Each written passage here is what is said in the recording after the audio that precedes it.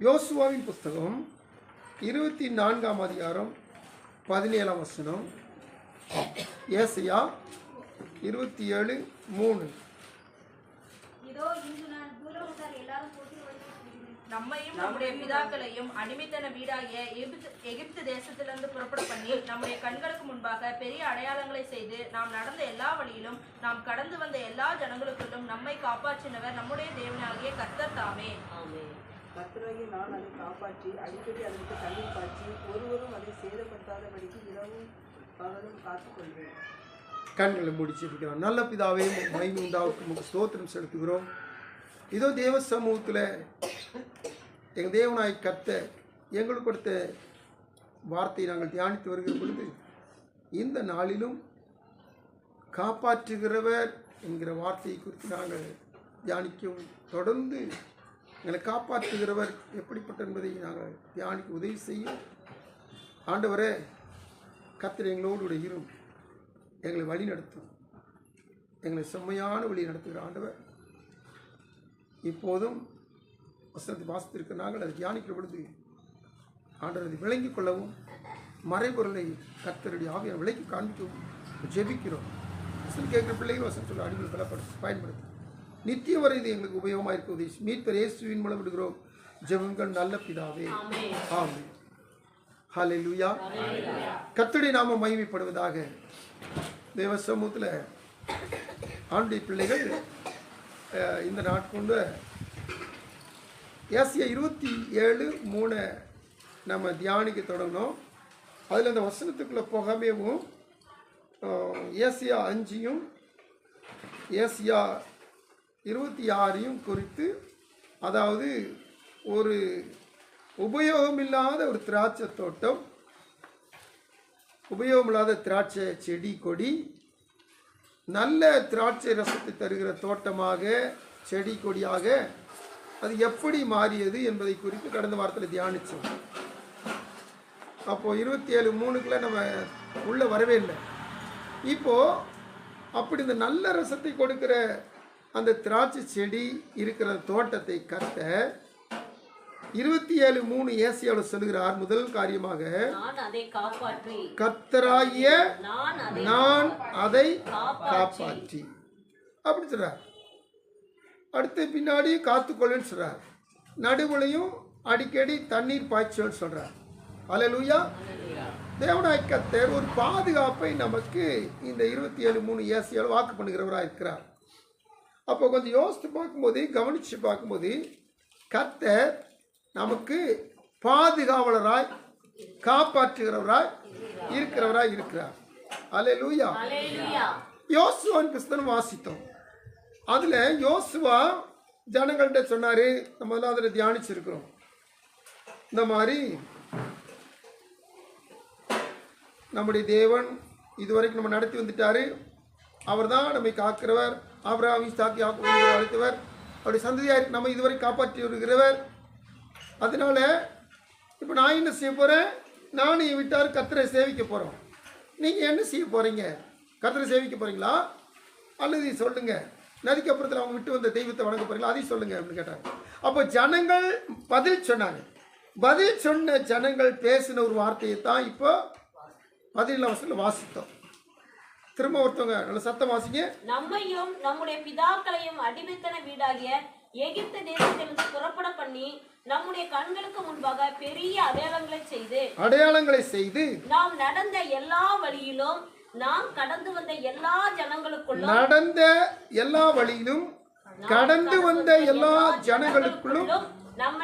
நம்மை காப்பாற்றினவர் நம்முடைய தேவனாகிய கர்த்தர் தாமே. அல்லேலூயா. இது யார் சொல்றா? இஸ்ரேல் ஜனங்கள் சொல்றாங்க. யோசுவா பார்த்து இஸ்ரேல் ஜனங்கள் பேசுறாங்க. நம்முடைய கர்த்தர் தாமே நம்மளை என்ன செஞ்சாரு? காப்பாற்றி வந்தார். நம்ம கண்ணுக்கு முன்னாடி அடையாளத்தை செஞ்சார். நடந்து வந்த எல்லா வழியிலும் கடந்து வந்த எல்லா ஜனங்களுக்குள்ளும் காப்பாற்றினவர் நம்முடைய தேவனாய் கர்த்தர் தாமே. கர்த்தருக்கு ஸ்தோத்திரம். இப்போ நம்ம கொஞ்சம் முன்னாடி அனாதி காலத்துக்குள்ள போயிட்டு திரும்ப நம்ம ஆண்டு படைத்த காலங்களுக்குள்ள வரப்போகிறோம். அனாதி காலம்னா தெரியுமில்ல, எல்லாருக்கும் தெரியுமில்ல, ஏஜஸ் ஆஃப் ஏஜஸ் சொல்லுவாங்க. அனாதி காலம் தெரியுமில்ல, பூமியையும் வானத்தை உண்டாக்குறதுக்கு முன்னாடி பார்த்தீங்களா, அந்த காலம் தெரியவே செய்யாது. சில அறிஞர்கள் சொல்றாங்க 6000 கோடி ஆண்டு ஆகிருக்குது பூமி உண்டாக்கியோம்னு சொல்றாங்க. ஆனால் அது எவ்வளோ தூரம் தெரியாது, ஆனால் எவ்வளவு காலங்கள் தெரியாது. ஆனால் அதெல்லாம் உண்டாக்குறதுக்கு முன்னாடி கர்த்தர் இருக்கிறவராக இருக்கிறார். அவர் ஒரு 3 படைகள் வச்சிருந்தார். கேட்டீங்களா? அந்த 3 படைக்கும் 3 தலைவர்களை வச்சிருந்தார். அதாவது தூதர் பணிவிடைகளை வச்சிருந்தார். அல்லேலூயா. யுத்தம் பண்ணுவதற்கும் துதி செய்வதற்கும் தூது சொல்வதற்கும் 3 கூட்டங்கள், பெரும் கூட்டங்கள் வச்சிருந்தார். இந்த 3 கூட்டத்துக்கும் 3 பெரும் தலைவர்களை வச்சிருந்தார். நம்ம எல்லாருக்கும் இந்த பெயர்கள் தெரியும். ஒன்று மிகாவேல், கேப்ரியேல், லூசிபர். 3 பேர் தான். கர்த்தருக்கு ஸ்தோத்திரம். இந்த 3 பேரில் நம்ம எல்லாரும் அடிக்கடி சொல்லுவோம், துதி செய்கிற கூட்டத்துக்கு தலைவன் லூசிபர் சொல்லுவோம். ஆனால் அவனுக்கு ஒரு பொறுப்பு இருந்துச்சு. துதி செய்வது மட்டுமில்லை, அவனுக்கு இன்னொரு முக்கியமான ஒரு பொறுப்பு இருந்துச்சு. என்ன பொறுப்புன்னு சொல்லி கேட்டிங்கன்னா, காப்பாற்றுகிற வேலையை அவனுக்கு தான் கொடுத்துருந்தார். அல்லேலூயா. புதுசாக இருக்குதா கொஞ்சம் நினைப்பீங்க. இல்லை, பைபிளில் நம்ம பார்க்குறோம், காப்பாற்றுகிற வேலை யாருக்கு கொடுத்த வேலைன்னு சொன்னீங்கன்னா லூசிபர் கொடுத்தாரு. எசேக்கியேல் 28ஆம் அதிகாரம் 14ஆம் வசனத்தை வாசித்து பாருங்க. நீ காப்பாற்றுவதற்காக அபிஷேகம் பண்ணப்பட்ட கேருப், தேவனுடைய பரிசுத்த பர்வதத்தில் உன்னை வைத்தேன். அக்கினிமயமான கற்களின் நடுவிலே நீ உலாவினாய். இப்ப இவன் எங்க இருக்கிறான்? பரிசுத்த பர்வதத்தில் இருக்கிறான். இவன் எதற்காக படைக்கப்பட்டான்? காப்பாற்றுகிறதற்காக. நாம எல்லாரும் அடிக்கடி சொல்ல பார்த்தது லூசிபரை குறித்து, துதிக்கிறதுக்காக, துதிகளின் தலைவனாக, ஆராதனை நடத்துகிற கூட்டத்துக்கு தலைவனாக. அது உண்மைதான். அது எஸ்ஐல பார்க்கலாம். இங்க எசேக்கியேல்ல இவனை காப்பாற்றுவதற்காக அபிஷேகம் பண்ணப்பட்ட கேரு. ஸ்தோத்திரம். இன்னும் 16ஆம் வசனத்தை வாசித்து பாருங்க. கொடுமை அதிகரித்து நீ பாவம் செய்தாய். ஆகையால் நான் உன்னை தேவனுடைய பர்வதத்தில் இருந்து ஆகாதவன் என்று தள்ளி காப்பாற்றுகிற கேருவாய் இருந்த உன்னை அக்கினிமயமான கற்களின் நடுவே இராதபடிக்கு அழித்து போடுவேன். உன் அழகினால் உன் இருதயம் மேட்டிமை ஆயிற்று. போதும். இப்போ நல்லா கவனிச்சு பாருங்க. இந்த லூசிபரை குறித்து கர்த்தருடைய வேதம், கர்த்தருடைய வார்த்தை சொல்லுகிற காரியத்தை நீங்கள் கவனிச்சு பார்க்கும் பொழுது, ஆணுடைய சொந்தல காத்திருக்க தேவ பிள்ளைகள் நல்லா விளங்கி கொள்ளணும்.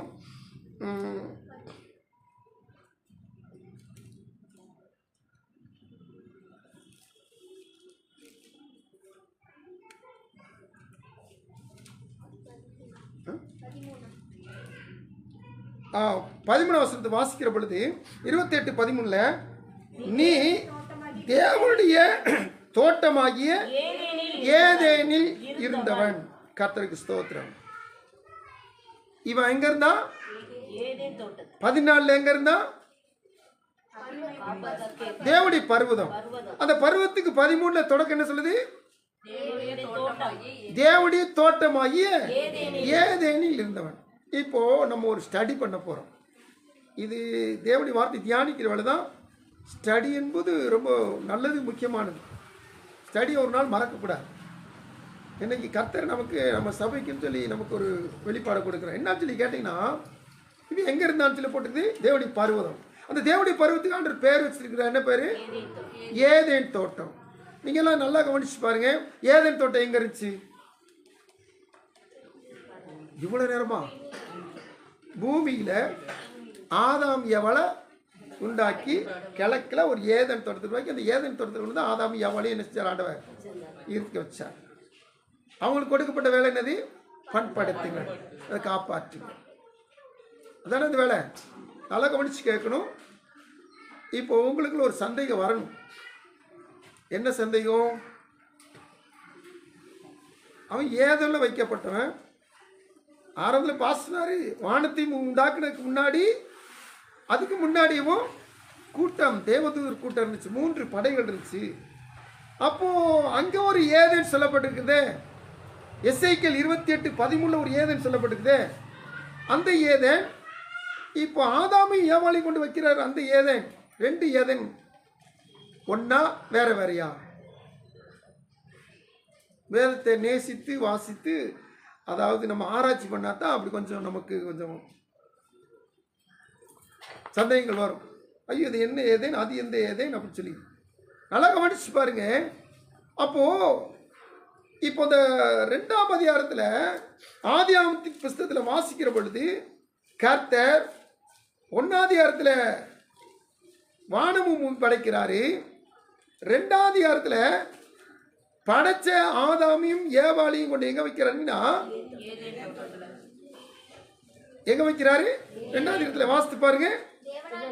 தேவனாய் கர்த்தர்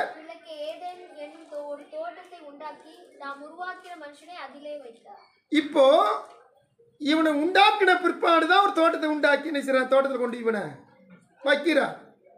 ஆனா இவன் லூசிபர் எப்ப இருந்தான்? ஆதாம் உண்டாருக்கு முன்னாடி அவன் ஆதி காலத்தில் இருந்தான். அனாதி காலத்தில் அவன் இருந்துட்டான். இவன் வானத்தை பூமி உண்டாக்கின பிற்பாடு தான் இந்த ஆதாம் இருக்கிறான். ஆனால் லூசிபர் அனாதி காலத்திலேயே கர்த்தரோடு இருந்தான். அதுக்கடுத்து தள்ளப்பட்டு போனான். நல்லா கவனிச்சு பாருங்க. அப்ப அந்த ஏதனும் இந்த ஏதனும் ஒன்றா? கண்டுபிடிச்சிட்டீங்க, வெரி குட். அந்த ஏதனும் இந்த ஏதனும் ஒன்று கிடையாது. அப்போ கர்த்தர் நமக்கு கொடுத்த ஒரு வெளிப்பாடு என்னன்னு சொல்லி கேட்டீங்கன்னா, கர்த்தர் மோசேக்கு சொல்றாரு, மலையிலே உனக்கு காண்பிக்கப்பட்ட மாதிரியின்படியே நீ என்ன செய்ய, ஆசாரிப்பு கூடாரத்தை உண்டாக்குற. அப்போ மலையில ஒரு மாதிரி காண்கிறார். அது என்ன மாதிரி? பரலோகத்தில் ஒரு ஆசாரிப்பு கூடாரம் இருக்குது.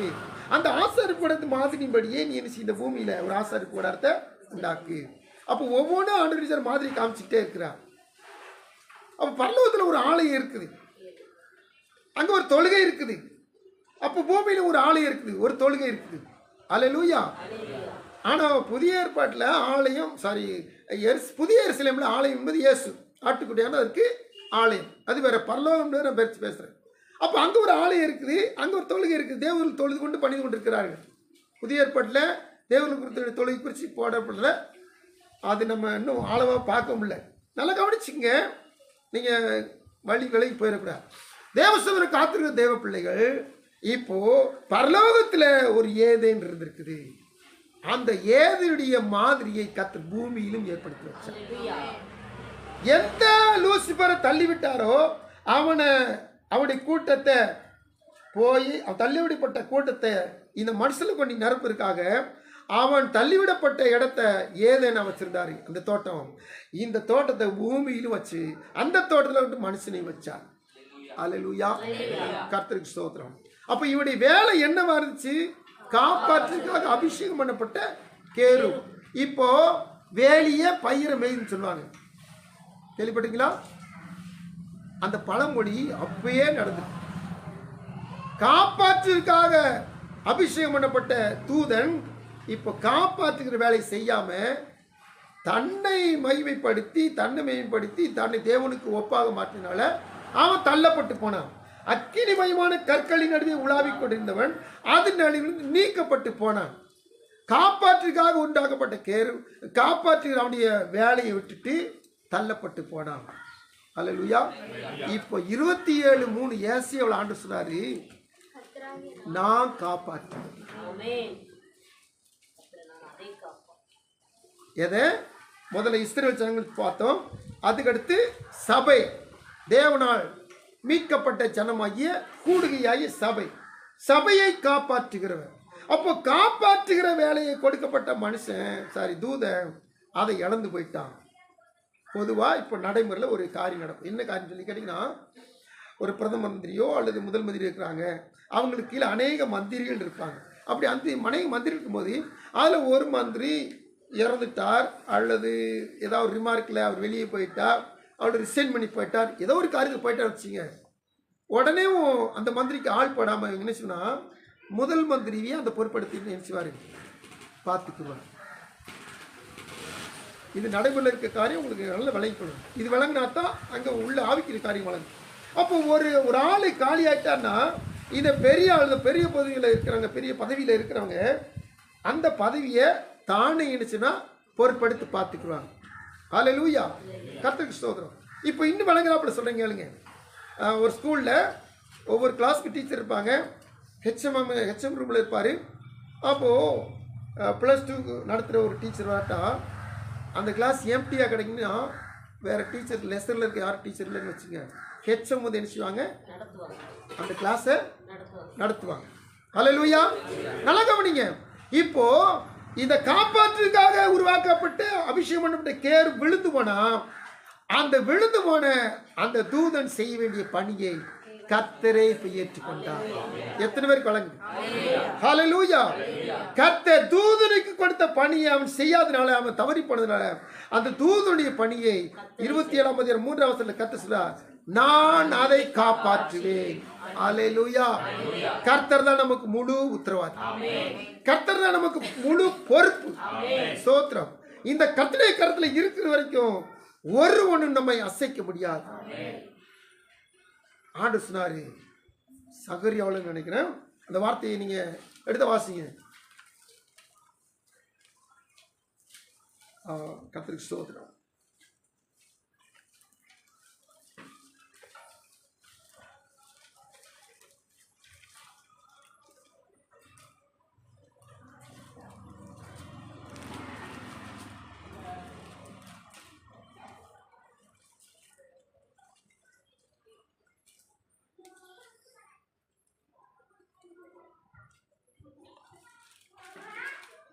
குறிப்பிட்ட வார்த்தைகள் வேண்டாம்.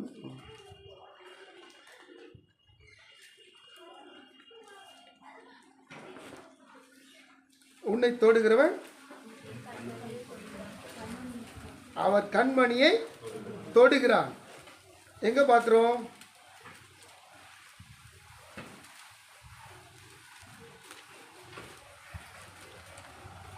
சரி,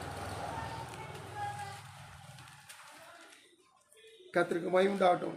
சரி, தொடர்ந்து வாசிப்போம். தேவ சமூகத்தில் ஆண்டவராய் தெய்வம் நமக்கு ஒன்றுன்னு சொன்னா அவர் என்ன செய்றாரா, அவர் கண்மணி, அதாவது ஆப்பிள் ஆப் ஐன்னு சொல்லுவாங்க, உள்ள இருக்கிற அந்த கண்மணி, அதை கர்த்தருடைய கண்மணி எவனா தொட முடியுமா? முதல்ல கர்த்தர்ட்ட எவனா நெருங்க முடியுமா? நமக்கு ஒரு பாதிப்புன்னு சொன்னா ஆண்டு சொல்றாரு, வசனம் சொல்றாரு, உன்னை தொட்டா அவன் என் கண்மணியை தொடனார். ஒருத்தனி நான் ஒரு கால் என்ன செய்ய உன்னை மேற்கொள்ள விட மாட்டேன். அவ்வளவு விசேஷித்த விதமாய் கர்த்தரவை பாதுகாக்கிறவராக இருக்கிறார். ஹல்லேலூயா. தேவசர காத்துக்கிற தேவ பிள்ளைகளே, நான் கர்த்தராகிய நான் அதை காப்பாற்றி அதற்கு தண்ணீர் பாய்ச்சி சேதப்படுத்தாதற்கு இரவும் பகலும் காத்துக்கொள்வேன். இப்ப திரும்பமா நம்ம எங்க வரப்போறோம்னா யோசுவாவின் புஸ்தகம் 24ஆம் அதிகாரம் வாசித்து 17ஆம் வசனத்துக்கு வரப்போறோம். அந்த மக்கள் சொல்றாங்க, நடந்து வந்த வழி, கடந்து வந்த ஜனங்கள், இந்த ரெண்டுக்கு நடுவில் நம்மை காப்பாற்றினார் நம்முடைய தேவனாகிய கர்த்தர் தாமே. ஹல்லேலூயா.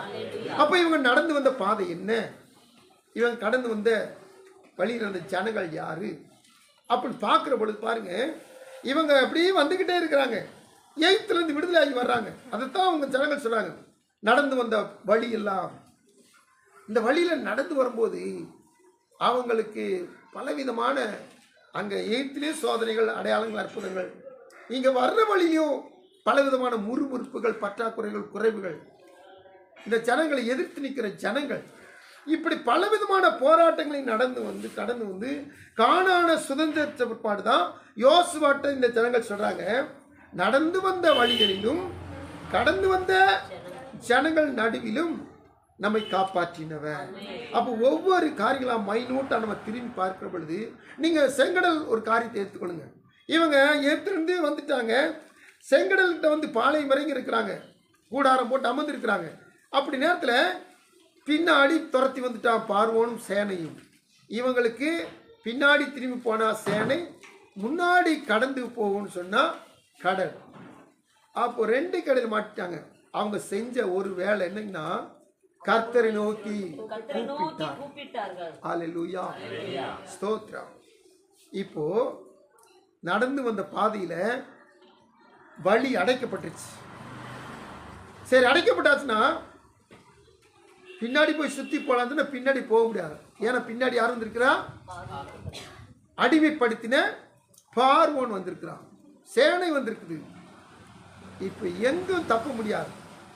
ஆனா அவங்க நடந்து வந்த வழியில காப்பாற்றினார் கர்த்தர். ஹல்லேலூயா. இவங்க கடந்து போக முடியாது, ஓடி தப்ப முடியாது. அதனால கர்த்தர் செங்கடலே 2ஆய் பிளந்தார், வழி திறந்தார். ஒரு புது வழியை திறந்தவர் கர்த்தர். ஸ்தோத்திரம். இன்னைக்கு தேவத்துல காத்துக்கு தேவப்பிள்ளைகளே, நம்ம சில நேரத்தில் நினைப்போம், ஐயோ இந்த பக்கம் போக முடியல, அந்த பக்கம் போக முடியல, என்னதான் செய்யுது. என்னைக்குமே நடக்காத ஒரு பாதை இஸ்ரவேல் ஜனங்கள் கடலுக்குள்ள கூடி நடந்து போனாங்க. இந்த தேவன் இன்றும் அவர் நம்மோடு இருக்கிறதா இருக்கிறார். இவர் ஜீவிக்கிற தேவன். அவர் இஸ்ரவேலுக்கு மட்டுமல்ல, இன்று திருச்சபைக்கும் அவர் புதிய வாசலை திறக்கிறார். ஹல்லேலூயா, ஹல்லேலூயா. ஒரு மகிமையான காரியத்தை கர்த்தர் சபைக்கு செய்ய போறார். ஒரு மகிமையான காரியத்தை நம்முடைய வாழ்வில, தனிப்பட்ட உங்களுடைய வாழ்வில செய்ய போறார். ஆமென். கர்த்தருக்கு சொல்றோம், நீங்க எதிர்பார்த்திருக்கவே மாட்டீங்க. இப்படி ஒரு பாதையில் நடந்து வந்திருக்கேன் அப்படி சொல்லி கடந்து வந்த பிற்பாடு நினைப்பீங்க. அப்படி ஒரு ஆச்சரியமான அபூர்வமான ஒரு வாசலை கர்த்தர் திறக்க போகிறார். ஹல்லேலூயா. ஏன்னா தேவன் இஸ்ரவேல் ஜனங்களை நடத்தினதை காட்டிலும் நம்மை அதிகமாய் ஆசீர்வாதத்தோடு நடத்த இந்த பாதையில் நடந்த பாதையில் பாருங்க, நம்ம அடிக்கடி தியானிக்கிறோம். ஆனால் தியானிச்சு சொல்லிக்கிட்டே இருக்கணும், நமக்கு அதுல கிருபை பெருகிட்டே இருக்கும். ஏன்னு சொல்லி கேட்டீங்கன்னா, தண்ணீர் எந்த காலத்துல சுவர் போல நின்றுச்சு, இந்த சுவர் இல்லாம இருந்துச்சு. சுவரை கட்டின என்ன செஞ்சது, அங்கிட்டு வர காத்துக்கும் அங்கிட்டு இருந்து வர வயலுக்கும் என்ன தடுப்பு மாதிரி நிற்குது. ஆனா தண்ணி எப்படி நிப்பாட்ட முடியுமா? ஆனா வேதம் சொல்லுது, அவளுக்கு இருபுறமும் கடல் தண்ணீர் மதில் போல் நின்றது. ஹல்லேலூயா. அவர்கள் வெட்டாந்தரையிலே கடந்து போனார்கள். கடல் பிளந்துட்டா அது எப்படி இருக்கும்? குளிர்ச்சியா தான் இருக்கும் தர. ஆனா வேதம் சொல்லுது, வெட்டாந்தரையில் நடந்து போனார். ஹல்லேலூயா, ஸ்தோத்திரம்.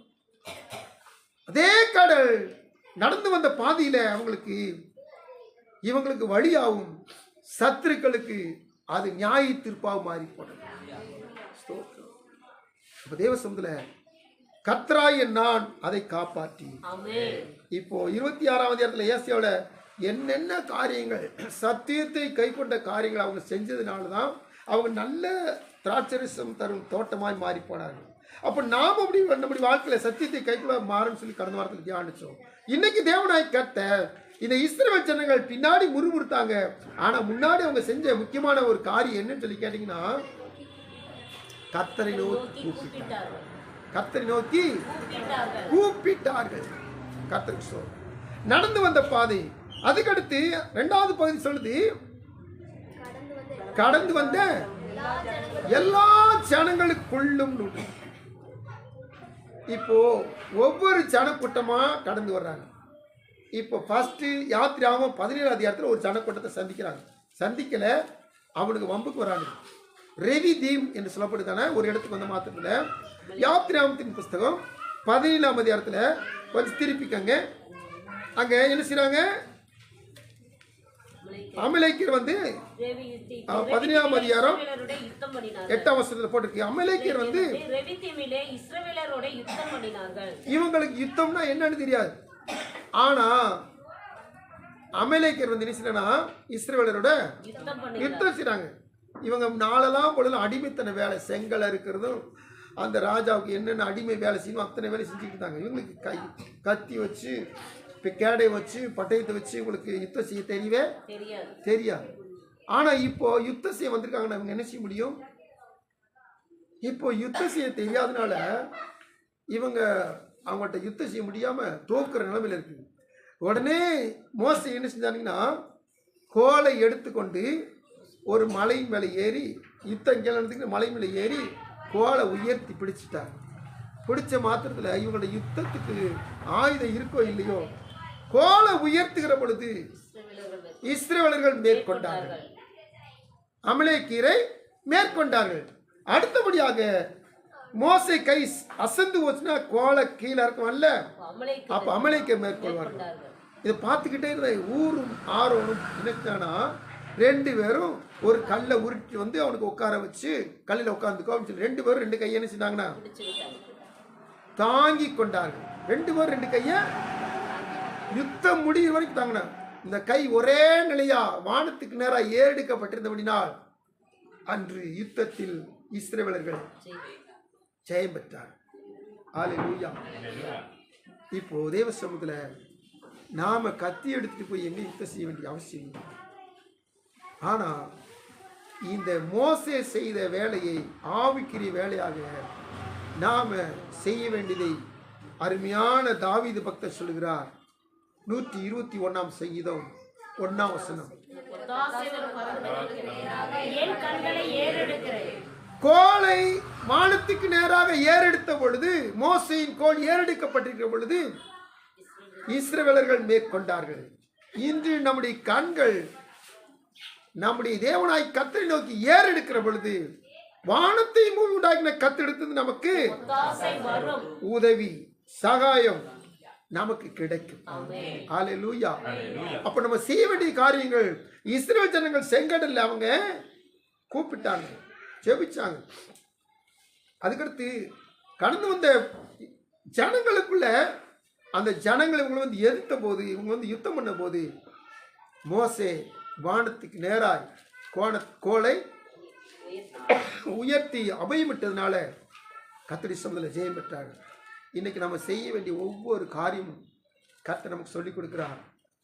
ஒத்தாசிரியர் பருவங்களுக்கு நேராக என் கண்களை ஏறெடுக்க வேண்டும். கர்த்தருக்கு சொல்லும். அந்த யுத்தத்தில் ஊரும் ஆரோன் நினைச்சாங்க கைகளை தாங்கி கொண்டார்கள். இன்னைக்கு நடக்கிற ஒவ்வொரு யுத்தத்திலும், நமக்கு நடக்கிற ஒவ்வொரு யுத்தத்திலும் சபையானது என்ன சொன்னா ஜபத்தில் தாங்கணும். ஹல்லேலூயா. சபையில ஜபம் வச்சுங்க, எந்த கொம்பனாலும் ஒண்ணு செய்ய முடியாது. ஏன்னா பேதுருவை பிடிச்சு உள்ள வச்சிருக்காங்க, சிறைச்சாலைக்குள்ள வச்சிருக்கிறாங்க. அப்பா 12 சபையார் ஊக்கமா ஜெபிக்கிறாங்க. பாருங்க, ஜெபிச்சு அவங்க முடிக்கல, பேதுரு வந்து கதவை தட்ட ஆரம்பிச்சிட்டார். அவங்களுக்கு தான் சந்தேகம், இது பேதுருவா இருக்காதுன்னு சொல்லி சந்தேகம். ஜெபிச்சவங்களுக்கு சந்தேகமாச்சு. பேதுருவை வெளியே விடுங்காண்டோட, பேதுருவை கொண்டு வாங்கான்னு சொல்லி ஊக்கமாக ஜெபிச்சாங்க. ஆனால் ரோதைன்ற ஒரு பெண்ணு போய் பார்த்துட்டு வந்துட்டு, பேதுரு வந்துட்டாரு, கதவை தட்டிக்கிட்டு சொன்னால் திறக்க மாட்டாங்க. அவராக இருக்காது, அவர் தான் சிறைச்சாலைக்குள்ளே இருக்கிறாரு. இன்னைக்கு நம்ம சில நேரத்தை அப்படித்தான் இருக்கும். ஊக்கமாக ஜெபிப்போம், ஜெபிச்சுட்டு பதில் தந்த மாத்திரத்தில் இல்லை, இது என் தேவன் தந்த பதில் இல்லை, இப்படி சந்தேகப்பட்டு. ஆனால் மெய்யாவே சபை ஜெபிக்க ஆரம்பிச்சுன்னா பதில் நிச்சயம் உண்டு. ஹல்லேலூயா. ஹல்லேலூயா. நமக்கு இருக்கிற யுத்தங்கள்ல நாம் செய்ய வேண்டியது என்ன? எபேசியர் 6:10 நமக்கு வசனம் இருக்கு. நமக்கு பயங்கரமான யுத்தங்கள் உண்டு, யுத்தங்கள் வந்துகிட்டே இருக்கும். அது எப்படிப்பட்ட யுத்தம்? அது மனுஷனோட யுத்தமா? எப்படி சொல்லி கேட்டீங்கன்னா, மாம்சத்தோடு இல்ல, ரத்தத்தோடும் இல்ல. இந்த யுத்தம் துரைத்தனங்களோடும் அதிகாரங்களோடும் பிரபஞ்சத்தின் அந்தகார லோகாதிபதிகளோடும் வான மண்டலங்களில் பொல்லாத ஆவிகளின் சேனைகளோடும் நமக்கு யுத்தம் போராட்டம் உண்டு. ஹல்லேலூயா. இதுவும் டைரக்ட் கிடையாது. அதாவது பரிசுத்த பவுல் சொல்லிட்டார், மாசத்துல ரத்தத்துல இல்ல, நமக்கு இந்த 4 விதமான வெரைட்டிஸ், 4 விதமான போர்கள் நமக்கு நடக்கும். ஆனால் இந்த போர்கள் எப்படி நடக்குங்கன்னா, ஏதாவது மனுஷர் மூலமாக நம்மளை கொண்டு வந்து நினைச்சுவோம். பிசாசு மனமடி உண்டாக்குவான், அல்லது நம்ம செய்கிறதை கெடுத்து போடுவான், அல்லது முன்னேறதை தடுத்து நிறுத்துவான். பலவிதமான போராட்டங்கள் நமக்கு உண்டு. அப்போ நம்ம செய்ய வேண்டியது என்ன? கர்த்தரிலும் அவருடைய சத்துவத்தின் வல்லமையிலும் பலப்பட வேண்டும். அதுக்கு நாம என்ன செய்யணும்? சர்வாயுத வர்க்கத்தை தரித்து கொள்ள வேண்டும். அடுத்து சர்வாயுத வர்க்கத்தை எடுத்துக்கொள்ள வேண்டும். அப்போ ஒவ்வொரு யுத்தத்துக்கும் தரித்து கொள்ள வேண்டிய ஆயுதங்களும் உண்டு, எடுத்துக்கொள்ள வேண்டிய ஆயுதங்களும் உண்டு. தமிழ் வார்த்தை நல்லா வழங்குதா? தரித்து கொள்ளுதல் என்று சொன்னால என்ன, எடுத்துக்கொள்ளுதல் என்று சொன்ன என்ன? அதாவது ஒரு ஆயுதம் இருக்கிற கையில எடுத்துதான் பட்டயத்தை, கத்தி ஆகும். யுத்தத்துக்கு ஒரு கத்தி என்ன சொன்ன, கையில பட்டயத்தை எடுத்தாகும். தரித்து கொள்கிற ஆயுதம் ஒவ்வொரு ஷூ போடுறது, ஒரு பெல்ட், அப்புறம் மார்க்கவசம், அப்புறம் கேடகம், கையில கேடகம், அப்புறம் தலை சீரா, இப்படி ஒவ்வொன்றும் இது கூட தரித்து கொள்ள வேண்டிய ஆயுதங்கள். அப்ப தரித்து கொள்ள வேண்டிய ஆயுதத்தை தரித்து கொள்ளணும். இது சேஃப்டிக்காண்டி எடுத்துக்கொள்கிற ஆயுதத்தை எடுத்துக்கொள்ளணும். இது தாக்குறதுக்காக.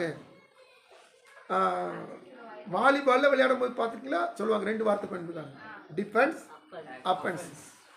இப்போ என்ன அர்த்தம்? பால் அங்கிட்டு இருந்து தூக்கி விட்ட மாதிரி ஒருத்தனை வாங்கி அடிப்பான், அஃபென்ஸ். அதை நம்ம எல்லைக்குள்ள வரக்கூடாதுன்னு சொல்லி ஒரு டிஃபெண்ட் பண்ண தடுப்பான். அல்லேலூயா. பார்த்துருக்கீங்களா அந்த விளையாட்டை? நீங்கள் நல்லா கவனிச்சு பாருங்க. அந்த பால் இவன் எல்லைக்குள்ள வரவிடாம என்ன செய்ய தடுத்து, அந்த பக்கமே ஓம் பக்கமே ஒரு பால் போட்டு தடுப்பான். அப்போது இந்த யுத்தத்தில், ஆவிக்கிற யுத்தத்தில் அஃபென்ஸும் டிஃபென்ஸும் கர்த்தர் கையில் கொடுத்துருக்குறாங்க. பின்னாடி நல்ல விளக்கமாக சொல்லப்பட்டிருக்கு. ஏன்னா அடிக்கடி நம்ம வாசிக்கிறது, தியானிக்கிற காரியங்கள் தான். அப்போ ஆயுத வர்க்கங்களை என்ன பண்ணி முதல்ல தரித்து கொள்ளணும். இது நமக்கு பாதுகாப்பு. ஆயுதங்களை எடுத்துக்கொள்ளணும். கையில் பட்டயம், அதுக்கடுத்து இன்னொரு கையில் கேடகம். தேவசமுதிர காத்திருக்கிற பிள்ளைகள் இந்த பாதுகாப்பு ஆயுதத்தையும் இந்த தாக்குற ஆயுதத்தையும் நாம் எப்பவுமே பயன்படுத்த ஆயத்தமுடையவர்களாய் காணப்படும். அதுக்கெல்லாம் ஆவிக்குரிய அர்த்தங்கள் ஃபுல்லாக சொல்லப்படுது. கடவுள் வாசிக்கிறோமா? 6ஆம் அதிகாரத்தில் 11 வாசிங்க. நீங்கள் பிசாசி தந்திரங்களோடு எதிர்த்து நிற்க திராணி உள்ளவர்களாகும்படி தேவனுடைய சர்வாயுத வர்க்கத்தையும் தரித்துக் கொள்ளுங்கள். ஏனெனில் மாம்சத்தோடு இரத்தத்தோடும் அல்ல, துரைத்தனங்களோடும் அதிகாரங்களோடும் இப்பிரபஞ்சத்தின் அந்தகார லோகாதிபதிகளோடும் வான மண்டலங்களில் பொல்லாத ஆவிகளின் சேனைகளோடும் நமக்கு போராட்டம் உண்டு. ஆகையால் தீங்கு நாளிலே அவைகளை நீங்கள் எதிர்க்கவும் சகலத்தை செய்து முடித்தவர்களால் நிற்கவும் திராணி உள்ளவர்களாகும்படிக்கு தேவனுடைய சர்வாயுத வர்க்கத்தையும் எடுத்துக் கொள்ளுங்கள். சத்தியம் என்னும் கச்சையை உங்கள் அறையில் கட்டினவர்களாயும் நீதி என்னும் மார்க்கவசத்தை தரித்தவர்களாயும் சமாதானத்தின் சுவிசேஷத்துக்குரிய ஆயத்தம் என்னும் பாதரட்சை கால்களில் தொடுத்தவர்களாயும் பொல்லாங்கன் எய்யும் அக்னியாஸ்திரங்களை எல்லாம் அவிழ்த்து போடத்தக்கதாய் எல்லாவற்றிற்கும் மேலாக விசுவாசம் என்னும் கேடகத்தை பிடித்து கொண்டவர்களாயும் நில்லுங்கள். ரட்சண்யம் என்னும் தலை சீராவையும் தேவ வசனமாகிய ஆவியின் பட்டயத்தையும் எடுத்துக் கொள்ளுங்கள். எந்த சமயத்திலும் சகலவிதமான வேண்டுதலோடும் விண்ணப்பத்தோடும் ஆவியினாலே ஜெபம் பண்ணி அதன் பொருட்டு மிகுந்த மன உறுதியோடும் சகல பரிசுத்தவான்களுக்காகவும் பண்ணு வேண்டுதலோடும் விழித்துக் கொண்டிருங்கள். அல்லேலூயா. கர்த்தருக்கு ஸ்தோத்திரம். அப்போ ஆரம்பத்தில் நம்ம பார்த்தோம், கர்த்தர் தான் நம்மளை காப்பாற்றுகிறவர். அப்போ இவ்வளவு டிஃபென்ஸ் நமக்கு எதுக்கு? இவ்வளவு ஆயுதங்கள் எதுக்கு? இந்த டிஃபென்ஸ் ஃபுல்லாக ஒன்று கவனிச்சு பார்த்தீங்களா? நம்மளை பாதுகாக்கிற ஒவ்வொரு காலம் கவனிச்சு பார்த்தீங்களா? எல்லாமே ஆவிக்குரிய காரியம். வேத வசனத்தை வாசிக்கணும், சமாதானமாக இருக்கணும், ரட்சிப்பை பெற்றிருக்கணும். ஒவ்வொரு காரியங்களும் பாருங்க. தேவசமுதிர சுவிசேஷம் என்னும் ஆயத்தம் என்கிற பாதரட்சை, இது எல்லாமே தேவன் நம்மை காப்பாற்றுவதற்கான ஆவிக்குரிய ஆயுதங்கள். இந்த ஆயுதங்களை நம்ம எப்பவுமே கையில சரீரத்தில் வச்சுக்கிட்டே இருக்கும். அல்லேலூயா. எந்த காரணத்தை கொண்டும் ஆவிக்குரிய ஆயுதங்களை நம்ம இழந்து போயிருக்க கூடாது. இழந்துட்டோம், அவன் நம்மளை மேற்கொண்டுருவோம். ஏன்னா நம்ம எதிர்த்து நிற்கிற யுத்த களம் எப்படிப்பட்ட களம் சொன்னீங்கன்னா, 4 விதமான ஒரு சேனையை சொல்லி வேதம். முதல்ல மாம்சத்தோடு ரத்தத்தோடு, இதெல்லாம் சிம்பிளிஃபை, இதெல்லாம் சாதாரண மேற்கொண்ட காரணம். ஆனால் சில நேரத்தில் மாம்சத்தோடு ரத்தத்தோடு நம்ம ஜனத்தை தோற்று போயிடும், மேற்கொள்ள முடியாது. ஆனால் இதெல்லாம் சாதாரணமாக சொல்லிட்டு பவுல் சொல்றாரு, அதோடு அல்ல, ஒன்று துரைத்தனம், அதிகாரம், பிரபஞ்சத்தின் அந்தகார லோகாதிபதிகள், வான மண்டல பொல்லாத ஆவியின் சேனைகள். அப்போ 4 விதமான டிபார்ட்மெண்ட் இருக்கு. இந்த 4 டிபார்ட்மெண்ட்டையும் நம்ம மேற்கொள்றதுக்கு கர்த்தர் நமக்கு இந்த அதிகாரத்தை கொடுத்திருக்கிறார். ஹல்லேலூயா. கடைசியில் பார்த்தீங்கன்னா எல்லாம் ரெடியாக வச்சுக்கிடுவார், எல்லாம் ரெடி பண்ண சொல்லுவார். ஸ்பிரிச்சுவல் எல்லாம் ரெடியாக இருந்துக்கணும்.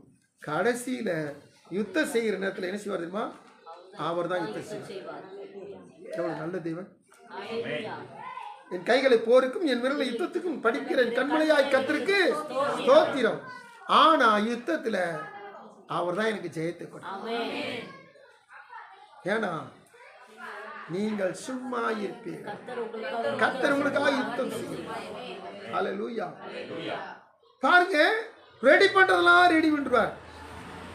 அப்போ கடைசியில பாத்தீங்கன்னா யுத்தத்துல போய் நின்று மாத்துறதுல எனக்கு வெற்றி. ஹல்லேலூயா. ஸ்தோத்திரம். இந்த தாவீதுக்கு வந்த துணிச்சல் அங்க ஒரு ஆள் கூட வரல. தாவீதுக்கு அந்த விசுவாசம் இன்னும் இந்த கேடயத்தை இறுதியில மனசுல கையில பிடிச்சிருந்தான். ஹல்லேலூயா. அதனால பாத்தீங்கன்னா விசுவாசத்தோட தான் அறிக்கை செஞ்சான். ஆனா நீங்களாம் நினைப்பீங்க தாவீது தான் அவனை கொண்டு போட்டான்னு நினைப்பீங்க. உண்மையா? கரெக்டா அவன் தலையில நெத்தியில போய் இந்த கல்லு பட்டு பதிஞ்சு அது பின்னாடி தான் விழுந்திருக்கணும். ஆனா முன்னாடி விழுந்தான். அது கர்த்தர் செஞ்சது, கர்த்தர் செஞ்ச வேலை. நீங்க ஓங்கி ஒருத்தனை நெத்தியில அடிங்க, எப்படி விழுவான்? முன்னாடி விழுவான், மல்லாக்கதுவான். ஆனா பின்னாடி விழுகான், முன்னாடி விழுந்தான். வசனம் அப்படிதான் சொல்லியிருக்கு. நீங்க வேணா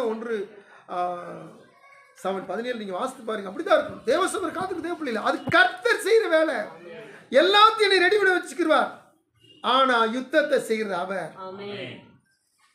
கர்த்தரின் யுத்தத்தில் நாம் நிற்கும் போது கலங்கிட தேவையில்லை.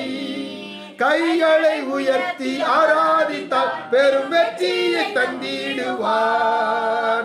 கர்த்தரின் யுத்தத்தில் நாம் நிற்கும் போது கலங்கிட தேவையில்லை. கைகளை உயர்த்தி ஆராதித்தால் பெரும் வெற்றியை தந்திடுவார். ஹல்லேலூயா. ஹல்லேலூயா. இப்ப தேவ சமூகத்துல இந்த நடந்து வந்த பாதையில பாதை அடைபட்டு போச்சுனால் செங்கடல் 2 திறப்பார். ஆமென். கடந்து வந்த பாதையில அமலேக்கியர்வனை வழி மறிச்சிட்டாலும் கூட, அமலேக்கியர்னா மாம்சீகம், மாம்சம்னு அர்த்தம். அமலேக்கு பையன் வந்து உங்களை வழி மறிச்சாலும் அதுல நாம நம்முடைய கண்களை நம்முடைய கைகளை வானத்துக்கு நேரம் எடுக்கிற பொழுது அங்கேயும் ஒரு வெற்றி தர வல்லவராயிருக்கிறார். ஹல்லேலூயா. அப்ப தேவ சமூகத்துல நீங்க ஒவ்வொரு காரியம் யோசித்து பாருங்க. நம்ம 2:4-14 அந்த ஆசா தன்னை எதிர்த்து வந்த எத்தியோப்பியர்களை எப்படி மேற்கொண்டான்? ஒரு அருமையான ஜெபம் பண்ண 14-11 தானே அடிக்கடி வாசித்திருக்கோம்ல. நம்ம பலமுள்ளவனுக்கு காயில் பலனற்றவனுக்கு ஒரு வாசனை வாசித்து பார்த்தீங்களா? 14-11 தொடக்கம் என்ன போட்டிருக்குது? அது தொடக்கம் தானே. தேவனை நோக்கி கூப்பிட்டு சோத்திரம். அப்ப இந்த இஸ்ரவேல் ஜனங்கள் நடந்து வந்த பாதையில பாதை அடைபட்டு போன மாத்திரத்துல கர்த்தரை நோக்கி கூப்பிட்டாங்க. இப்போ இவன் ஒரு படையோடு போனான். ஆனா படைக்கு மிஞ்சின படை வந்த மாத்திரத்துல இவனுக்கு என்ன வெற்றிக்கு வாசல் அடைபட்டு போனது போல இருக்கு. இப்ப அவன் செஞ்ச வேலை என்னது? கர்த்தரை நோக்கி கூப்பிட்டு அடுத்துதான் ஜெபம் பண்றான். ஒரு குட்டி ஜெபம் பண்றான். அந்த ஜெபத்திற்கு பலத்த கிரியை, பலத்த ஆசீர்வாதம். ஹல்லேலூயா. நீங்க இடுக்க நேரத்துல சோர்ந்து போயிடாதீங்க. இடுக்க நேரத்துல ஸ்தம்பித்து நின்றாதீங்க. அநேக நேரத்துல நம்ம சோதனை பார்த்த மாத்திரத்துல, பலவீனத்தை பார்த்த மாத்திரம் அப்படி டக்குன்னு அப்செட் ஆயிரும். இல்லைங்க, நாம தேவன் நோக்கி கூப்பிடணும். அதாவது ஜெபிக்கணும். ஜெபித்து பழகிக்கொள்ளணும். அப்படி ஜெபிக்கிற பொழுது கர்த்தர் நிச்சயமாய் நமக்கு வெற்றி தர வல்லவராய். ஆமென். கர்த்தருக்கு ஸ்தோத்திரம். பாருங்க, நமக்கு எப்பவுமே எதிரி சாத்தான் தான். ஏன் தெரியுமா? அங்க ஏதேன்ல அவன் ஆளுகை செஞ்சுக்கிட்டு இருந்தான். அதை தள்ளி விட்டார் அதுல இருந்து. இப்ப அந்த ஏதேன்ல கொண்டு நம்ம வைக்க போறார். அதனால பூமியில ஒரு ஏதனை உண்டாக்கி இந்த பூமியில ஏதேன்ல ஆதாமியல் வச்சிருந்தார். ஆனா இவன் என்ன செஞ்சிட்டான்? இந்த ஏதேன்ல இருந்தும் சொல்லுங்க இருக்க விடாம செஞ்சிட்டான். உண்மைதானே? இந்த ஆதாம் ஏவாள் இருந்த ஏதேன்ல இருக்க விடாம செஞ்சு யாரு? சாத்தான் தான். தூண்டி விட்டான்ல, நடுவில் இருக்கிறது பாரு, சூப்பரா இருக்கா, சாப்பிடு, கணவனுக்கு குடு, சோழி முடிச்சா ஆண்டவர் துரத்தி விட்டுட்டார். இந்த ஏதன் அந்த ஏதன் அவனுக்கு இல்லை, இந்த ஏதனு உனக்கு இல்லை போ. ஆனால் இந்த தேவன் நம்ம கையில் திரும்பவுமா இந்த ஏதனை உட்கார ஸ்தோத்திரம். அந்த ஏதனுக்குள்ள நம்ம திரும்பி போறதுக்கு முடியவே முடியாது. ஏன்னா அந்த ஏதனுக்குள்ள என்ன வச்சுட்டார் ஆண்டவர்? இப்போ வீசுகிற சுடரொளி பட்டயத்தை வச்சுட்டார்.